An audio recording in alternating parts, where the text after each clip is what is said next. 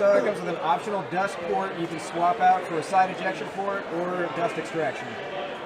So this new M18 fuel 7¼ inch circular saw model 2732 is replacing the old 2731 fuel model, and they're going to discontinue that one. This is a big tool. It's 12 pounds with the HD 12.0 battery on it, and it's 8¾ pounds bare tool. It's optimized for use with that 12 amp hour battery, but it will work with any other M18 battery.